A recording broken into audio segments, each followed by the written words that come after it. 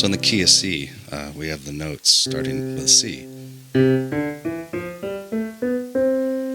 From C to C is an octave. The C note in the key of C we refer to as 1, because it's the first note. The corresponding other notes we would refer to as 2, 3, 4, 5, 6, 7. Back to 1 repeats. Or they'll refer to this as a 8. Then when you get up to an octave above your root, this D would be a 9, major ninth, and so on. So the way to play triads on the piano, the way to play any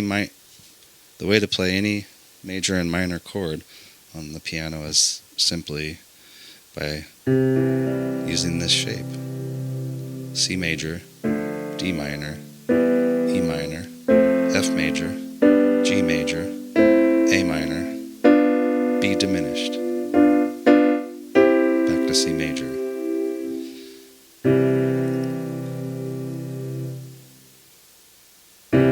Instead of playing C major like this, instead of playing your chords like this, C, A minor, F, G. I used to always play just that shape everywhere. As a guitar player that didn't know how to play piano, I could at least figure out, hey, that's C, figure out these chords. The magic starts to happen when you pick a triad like that and spread it out. What does that mean? Think about the notes of this. C, E, G. Where else is there C, E, and G? Everywhere. C, E, G. C, E, G. So the thought is, put your C note nice and low, maybe duplicate them, then hit a G and an E up higher, spread out, maybe out of order. Instead of E, G, you play C, some C notes down here, then you play G and E like this.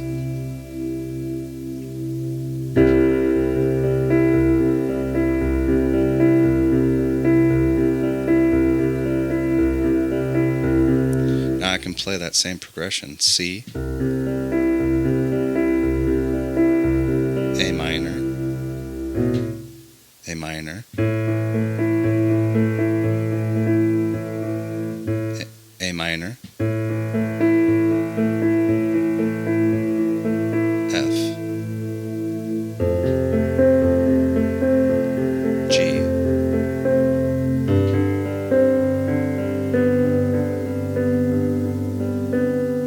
so when you spread those triads out, you get this much more emotional sounding chord voicings. Those are called chord voicings. Chord voicing is just basically how you choose to lay that chord out. If you play C, E, and G, you're playing C major. You could play any combination of those notes. You could play E, G, and C. This is called an inverted chord. Inverted means, hey, there's an E at the low end, not a C. So E, G, C. It's still C major. Then you slide up here to G, C, and E. Same thing. You still have, you're still playing that chord.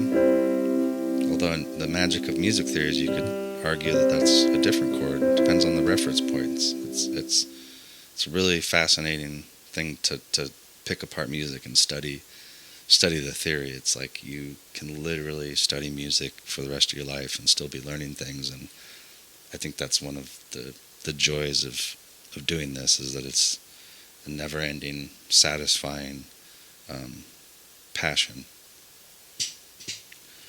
Anyways, let's go back to this. So, talking about chord voicings again, simple things like, you take a really simple progression like using the chord D major and then A major.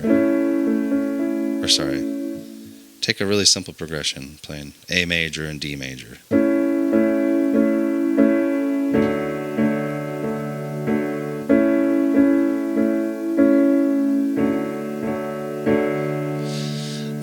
same progression in terms of chord voicing, you could say, okay, well, what makes up the notes of the chord A? Well, it's obviously A. So let's put an A down lower, maybe bassier.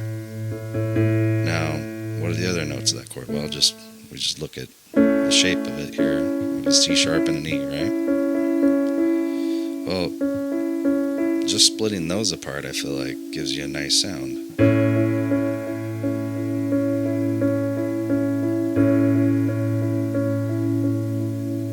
Or sorry.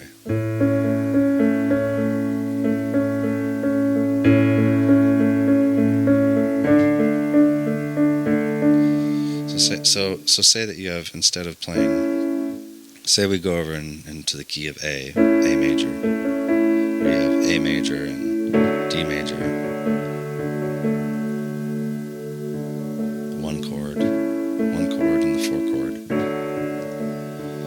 Instead of playing them in that kind of sliding from here to here, or sliding from here up to here, you kind of think about different ways to play those notes, where maybe you just want to ignore that E note and focus on the A and C sharp.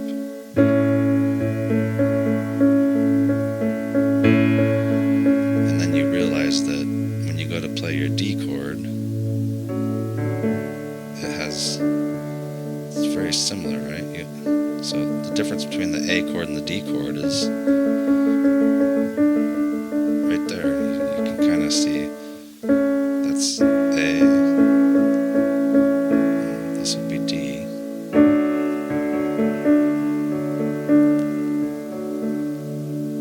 So then I just kind of put the bass notes a little lower, and just repeat this nice little simple pattern on the top.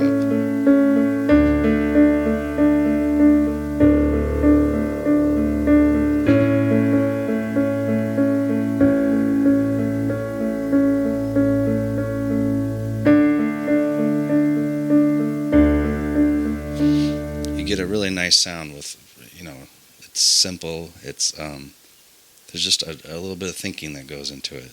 Instead of playing the chords in these familiar, close together kind of voicings, you just kind of spread it out and get a nicer sound.